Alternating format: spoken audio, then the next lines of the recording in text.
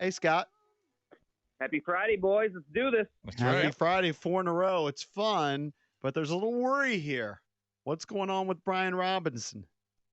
I mean, I think it's similar to last week, guys. Obviously, there's something going on the knee, and there's no reason to push it. I'm expecting him to play on Sunday, and obviously something's bothering him, and they're just being smart in terms of load management, reps, and I don't see any reason why he won't be out there on Sunday. We'll have an update from head coach Dan Quinn before practice today, but looks like Noah Brown could be trending upward as well. Remember, he missed last week with the groin injury, so he could be playing on Sunday as well. If Robinson misses practice today, do you still think he could be a go on Sunday? No. Okay. Usually history tells you if they miss practice on Friday, a good chance that he will not be playing on Sunday. But if he misses, they've hit on a really nice backup plan in Jeremy McNichols, who's averaging 7.1 yards per carry. He's been a really good fill-in when, guys have missed, like Eckler missed with a concussion, or if B-Rob's workload is diminished. That's a guy that they can lean on at this point. He's such an underrated signing. I don't know if he was on your radar before the season, but McNichols has been just a absolute huge fill in the void, kind of that third running back piece. And credit to Adam Peters and his scouting staff for bringing this dude in, because all he does is produce when he's on the field and gets touches. He's been there, done that, McNichols, because he's a veteran presence in a sense. And it's a good backup plan if Robinson or Eckler's out, that you can trust him in the pass protection game. And obviously, you read the stat right there. Just the average yards per carry is incredible. I think I asked you this last week, Scotty, just kind of watching the defense and how they're progressing as a unit, getting to the quarterback. Now, Deshaun Watson clearly is not Lamar Jackson. Kyler Murray can run, but he's still not Lamar Jackson. So your thoughts on how they've played the last couple of weeks, getting to the quarterback 11 times, but kind of keeping those guys in the pocket. Do you think there's a possibility they can try and do that again with Lamar? Yeah, obviously Lamar is a different stratosphere, but it's great to see the progress and the stacking of performances, the stacking of days, as defensive coordinator Joe Witt Jr. Kind of gets a feel of the pieces he has on that defensive side. And I think a big thing is the secondary and that defensive front are in sync because they go hand in hand. If, you get to the quarterback in time, make them feel uncomfortable in the pocket, the DBs can do their thing on the back end, and vice versa. The DBs do their end, lock them up for a couple extra seconds. The defensive front can get to the quarterback, sack, put some pressures on. So Dorrance Armstrong's been phenomenal. He was one of those, again, underrated signings where you bring him over from Dallas and give him an opportunity, and he's been getting several sacks. I don't know what his total is for the season, but he's got 3, he's been tremendous. Pretty sure he's at 3. He's been great. And you look at Frankie Louvu, he's a heat-seeking missile. He's fun to watch. He's physical, has a high motor. Obviously, you have the veteran Bobby Wagner, and then the defensive front of Allen, Payne, Newton, Fedarian Mathis, all rotational pieces. There's a confidence here with this defense where you can see, from week 1 to where they are today, they're growing, they're learning, they're knowing how to play with each other. And it's been great to see. Obviously, it's going to be the biggest test of the season. And in a sense, you're going to have to pick your poison. Are you going to try to really focus on stopping the big guy, Derrick Henry, not allowing him to run all over you? Or are you going to pick your poison of trying to make Lamar beat you with his arm? Because it's a very tough situation where you have an amazing one-of-one running back and an amazing dynamic one-of-one quarterback in Lamar Jackson. That is going to be the challenge for this Commanders defense on Sunday. Scott, a guy they'd love to have back has missed the last 2 is Cleveland Farrell. He was limited in Thursday, still dealing with a knee injury. What's the latest on him?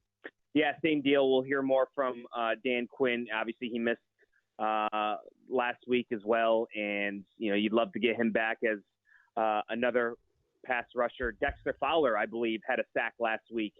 So he kind of filled in nicely. So obviously the more depth, the better. and we'll get an update from Dan before practice. And Cleveland was limited as well yesterday, so we'll see if the B-Robs and the Clevelands and the Noah Browns are trending upwards in a couple of hours.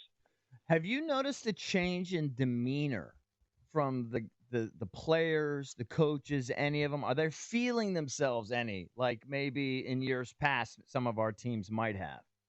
EB, I think the word is a focus. Like, I really appreciate going in there and, yeah, they're 4-1, but you don't really know it when you go in that locker room. There isn't a rah-rah, like, we're high and mighty. Like, I think they understand they might be a pretty good team here. And there's a culture that's developing where you have a Terry McLaurin that had a lot of wins in Ohio State. He knows what it's like to kind of start 4-1 in the season. Bobby Wagner obviously has been there, done that. Zach Ertz has had a lot of winning seasons. So there's guys that are that have had this positioning of a good start in college or with other teams in the NFL. So I think there's a leadership there that's been important to help with the younger guys and these rookies to kind of navigate the success of what they're having in the NFL.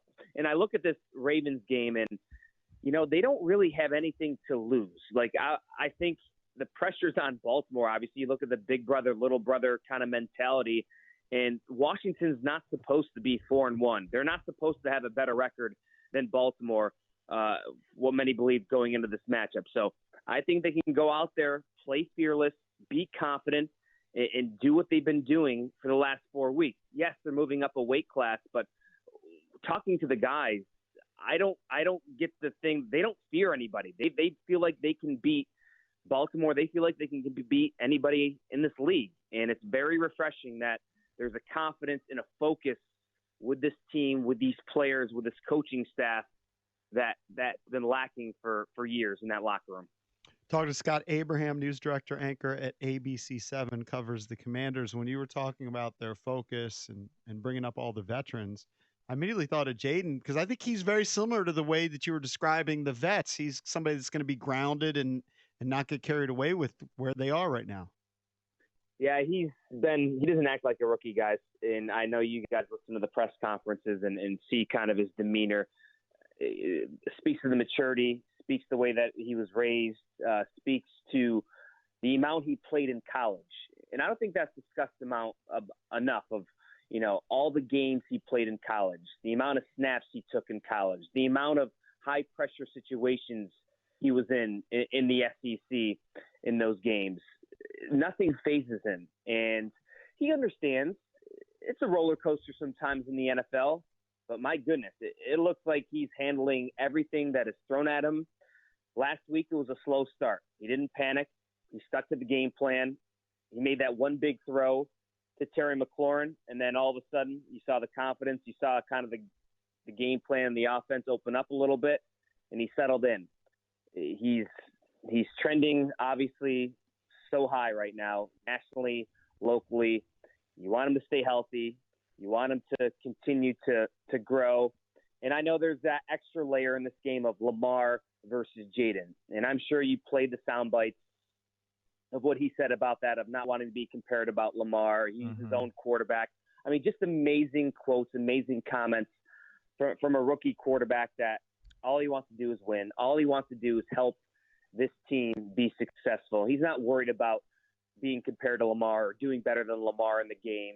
And I can't wait to watch these two quarterbacks go toe-to-toe on Sunday. It's funny because everybody's talking like this is going to be a shootout. Like, it's going to be a possession game. Who's going to make that mistake first? And weirdly, like, sometimes in these situations, the defenses rises up, and it's a hard-fought physical game. So I won't be surprised either way, but I'm kind of like going against conventional wisdom and thinking, I don't know what the total is for this game, but I tend to think the defense may make some plays, whether it's Baltimore or Washington, in this game. 51.5 is your tote. Yeah, I think I would go unconventional wisdom and go with the under. I just have a feeling like everybody's talking shootout, where maybe the defenses rise up and get some stops and get some turnovers in this game. Scott, you touched on Terry McLaurin a second ago. 12 targets in the first 2 weeks. I'm sure he was frustrated, even if he wouldn't verbalize it to you, the media, or his teammates. But the light switch went on after week 2. 24 targets in the last 3 weeks, including 2 100-plus yard games, 2 touchdowns, and, he's got a long catch of 66 against Cleveland and 55 yards against Cincinnati. So he's finally being utilized in an optimal manner, and it dovetails with Jaden's explosion too. And it's not just those quick throws. It's not just those, okay, let's get Terry involved. Let's, be a possession type receiver. These are explosive plays, guys. They've made a number of explosive plays, Jaden to Terry McLaurin, and it's something this fan base that has been craving for from this offense. We've talked for so many years. Where are the explosive plays? Why can't we have big chunk plays and instead of these 8-yard pass completions or 10-yard pass completions? This is fun. This offense, Cliff Kingsbury's been fantastic. I don't want to think down the road too far, but my goodness, I hope they throw the Brinks truck at Cliff Kingsbury and somehow they keep him long term, because this is a fun offense. He has a handle on the pieces that he has to work with, and it's dynamic. It's explosive. It can be physical and run the football down your throat. Everything you want to have in an offense, it's showing right now with this Washington offense. And if they can go out there in Baltimore in a national spotlight, big environment, and put up another 30-point game, it's incredible, guys. And this Baltimore defense can be had. Look what happened to them last week against Cincinnati. They got torched, I think it was 38 points. Their pass defense is leaky. Their secondary is suspect. So I think this could be an opportunity for Terry and Jaden to have another big game through the air again against a suspect Ravens secondary. Hey, Scotty, a guy who I don't think enough people are talking about, okay? And, we don't usually talk special teams. Obviously, Eckler has been huge in the kick return game. But they picked up Austin Seibert off the street, and he hasn't missed a kick. He's 25 for 25 if you include extra points. Now, he hasn't been asked to kick a long one. His longest is 45, but he was the reason they won the Giant game after Cade York was cut when he missed his field goals. And then, he didn't miss any of the extra points. He made a field goal in the Bengal game. They clearly needed all those points. He's 25 for 25. This game could come down to a kicking contest. Now, look, Justin Tucker's going to the Hall of Fame, so you can't match up with him. But I think Austin Seibert's been like this gem, and he's like the 5th kicker they've had on the roster this year, and he's been huge. Another storyline that hasn't been talked about enough these last couple of weeks, because everybody's been enamored by Jaden in the offense, and rightfully so. But again, kudos to GM Adam Peters in the scouting department. There's a lot of kickers out there, guys, that need jobs, and they found Austin. They found him. I think it was the joint practice with the Jets, if I remember, and they remember watching him and seeing him, and all he's done coming in here is produce and be consistent, and it's such a luxury to have somebody you trust and you don't have to worry about missing a kick. Okay, yeah, he hasn't been stressed too much, right? But if you go back to that first week against the Giants, that started this whole thing, guys. It started the whole run. It started the whole momentum, the confidence. Austin was the big reason why they won that football game, and he's been perfect ever since. So yeah, there's going to be some stressful situations down the line. You're going to see how he handles it, but from a not worrying about a kicker or the negativity that's surrounding the kicker position, there's so many kickers out there in the NFL currently that the fan base is worried about or freaking out about. And years past here in Washington, it's always been a kicker question. Let's enjoy this, because it's a rarity to have a kicker you trust and you have no fear, and he's certainly doing the job. Scott, do you care to make a pick, your prediction for Sunday's game? Yeah, I mean, I think, they're moving up a weight class. We've talked about this. I asked the guys about the measuring stick thing, and they weren't biting. They're saying all the right things. It is a measuring stick in my mind, and I think in a lot of fans' minds as well. This is a Ravens team that many expected to be in the Super Bowl or competing to go in the Super Bowl. They have a Lamar Jackson. They have a Derrick Henry. I think Baltimore is going to win this game. I think Washington's going to have a good showing. They're not going to get embarrassed. I think it'll be a 7 to 10 point game, and I think the Ravens defense, they were embarrassed last week against Cincinnati, and I think it's personal to them to try to shut down Cliff Kingsbury, Jaden Daniels. They're all the talk.